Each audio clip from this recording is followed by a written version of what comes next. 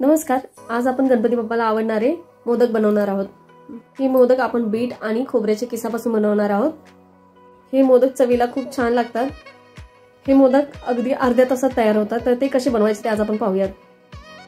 त्यासाठी मी 2 मध्यम आकाराचे बीट किसून घेतलेले आहेत. बीटाची साल काढून मग ते बीट आपण किसून घ्यायचं आहे. आणि 1 वाटी मी खोबऱ्याचा किस घेतलेला आहे आणि 3 ते 4 टेबलस्पून साखर घ्यायची आहे. बीटाला सुद्धा गोडवा असतो त्यामुळे साखर कमीच घ्यायची. आणि तुम्हाला जर जास्त गोड आवडत असेल तर 1-2 टेबलस्पून अजून घ्या. आता एक कढई गॅसवर ठेवायची आणि त्याच्यात आपण हा बीटाचा किस आधी परतून घेऊया. स्लो टू मीडियम गॅसवर परतायचा. एकदम स्लो गॅसवर पण ठेवायचं नाही, मोठ्या गॅसवर सुद्धा परतायचं नाही, नाहीतर बीट तळाला लागतं. आता मीडियम गॅसवर आपण हे 2 ते 3 मिनिटं चांगले परतून घेऊया. बीट नेहमी किसूनच घ्यायचं. जर बीट आपण मिक्सरमधून फिरवून घेतलं तर मोदकाला ते टेक्स्चर भेटत नाही जे आपल्याला पाहिजे. 2 ते 3 मिनिटांनंतर आपण त्याच्यात साखर टाकूया. साखर टाकल्यानंतर हा बीटाचा किस आपण मोठ्या गॅसवर 3 ते 4 मिनिटं चांगला परतून घ्यायचा. आपण गॅस मोठा केलाय त्यामुळे हा किस परतत असताना आपण सतत त्याला हलवत राहायचं. साखर टाकल्यामुळे 1 ते 1.5 मिनिटांनंतर या किसाला पाणी सुटायला लागलेलं आहे. मी हे मोदक बनवण्यासाठी सुकं खोबऱ्याचा किस घेतलेला आहे. जर तुम्ही ओलं खोबरं घेतलं तर ते साखर टाकायच्या अगोदरच बीटाबरोबर परतून घ्यायचं. खोबरं परतायला थोडासा जास्त वेळ लागतो त्यामुळे मोदक करायला थोडासा 10 ते 15 मिनिटं एक्स्ट्रा वेळ लागेल. आता या बीटाच्या किसाला सुटलेलं सगळं पाणी आपण आटवून घ्यायचं आहे. त्यामुळे हा किस सुद्धा शिजून निघेल आणि जी बीटाला जी मातकट चव असते ती मोदकाला लागणार नाही. साधारणपणे 10 ते 12 मिनिटं लागली मला हा किस परतून घ्यायला. हा किसाचा आपल्याला पूर्ण घट्ट गोळा करायचा नाहीये, थोडं फक्त त्याच्यातलं मॉइश्चर कमी झालं पाहिजे, बस एवढंच. पण जर तुम्ही ओलं खोबरं टाकणार असाल तर मात्र हा किस पूर्णपणे घट्ट होईपर्यंत परतून घ्यायचा. आता याच्यात आपण सुकं खोबरं टाकूया. खोबऱ्याचा किस टाकल्यानंतर गॅस स्लो करायचा आहे आणि मंद गॅसवर 1 ते 2 मिनिटच आपल्याला हे फक्त परतून घ्यायचं आहे. जास्त वेळ परतायची गरज नाही, फक्त व्यवस्थित चांगलं हे मिक्स झालं पाहिजे बस. बीट हे शरीरासाठी खूप चांगलं असतं. जर तुमच्या रक्तातील हिमोग्लोबिन कमी झालं असेल तर रोज बीटाचं सेवन हिमोग्लोबिन वाढण्यासाठी मदत करू शकतं. त्यासोबत अजून भरपूर ह्याच्यात पौष्टिक गुण असतात. शक्य असेल तेव्हा जेवणात बीटाचा वापर जरूर करावा. आता 1 ते 2 मिनिटांत हे मिश्रण आपलं चांगलं परतून झालेलं आहे. आता ह्याला आपण थंड व्हायला ठेवून देऊया. ह्याच मिश्रणामध्ये जरा तुम्ही ड्रायफ्रुट्स टाकून त्याचे लाडू सुद्धा तयार करू शकता.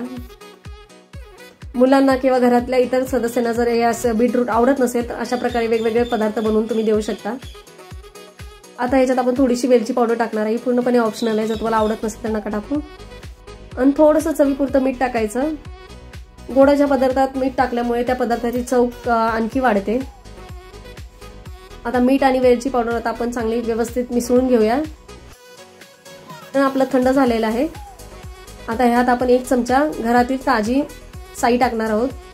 जे आपल्या रेग्युलर दुधावरची साई असते तीच घेऊन टाकायची, काही वेगळी आणायची गरज नाही. साईमुळे ह्या मिश्रणाला बाइंडिंग येतं आणि साईमुळे आपले मोदक चविष्ट बनतात. मिश्रण आपण हाताने व्यवस्थित मिक्स करून एक घट्ट गोळा बनवून घेऊया. 1 मिनिटभर तरी हे मिक्स करायचं, म्हणजे सगळं आपले साई परत वेलची पावडर आणि मीठ सगळ्या व्यवस्थित संपूर्ण मिश्रणाला लागेल. आणि जो मोदकाचा आपला साचा असतो त्याने आपण ह्याचे मोदक तयार करून घेऊयात. तुम्ही ह्याच्यात हवं तर तुमच्या आवडीनुसार ड्रायफ्रूट सुद्धा भाजून थोडेसे टाकू शकता. त्याची बारीक पूड करून टाकली तरी चालेल. आता साच्याच्या मदतीने आपण हे व्यवस्थित मोदक सगळे करून घेऊया. बीटामुळे या मोदकाला खूप सुंदर रंग येतो.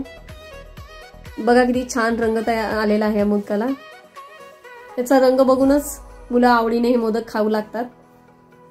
याच पद्धतीने आपण सगळे मोदक करून घेऊयात. नेहमीचे उकडीचे मोदक किंवा दुसऱ्या प्रकारचे मोदक करण्यापेक्षा कधीतरी हे साधा आणि सोपा प्रकार केलेला ही चांगला असतो. शिवाय हे मोदक पौष्टिकही आहेत आणि अगदी पटकन तयार होणारे आहेत. अगदी अर्ध्या तासात आपले मोदक तयार होऊन जातात. एवढ्या मिश्रणात 10 ते 12 आपले मोदक तयार होऊन जातात. आता आपले मोदक हे तयार झालेले आहेत. त्याचा आपण अजून एक व्हेरिएशन आणू शकतो. फक्त असेच मोदकही चांगले लागतील. पण आता आपण हे मोदक या खोबऱ्याच्या किसामध्ये घोळवून घेणार आहोत. त्याने चवीला काही फरक पडत नाही, मात्र दिसायला खूप छान दिसतात असे मोदक. अर्धे मोदक आपण खोबऱ्याच्या किसात घोळून घ्यायचे आहेत आणि अर्धे आहेत तसेच ठेवायचे. थोडंसं वेगळं कॉम्बिनेशन दिसतं. आता आपले मोदक चांगले घोळवून झालेले आहेत. आता याचं आपण प्लेटिंग करूया. व्हिडिओ आवडल्यास लाईक जरूर करा आणि काही सजेशन असतील तर मला कमेंट बॉक्समध्ये नक्की सांगा. आता आपले हे मोदक तयार झालेले आहेत. आता आपण याची पटकन प्लेटिंग तयार करून घेऊया. आपण पिठाचे कोणते कोणते वेगळे प्रकार करता ते पण मला कमेंट बॉक्समध्ये नक्की सांगा आणि व्हिडिओ आवडल्यास लाईक जरूर करा. व्हिडिओ बघितल्याबद्दल धन्यवाद.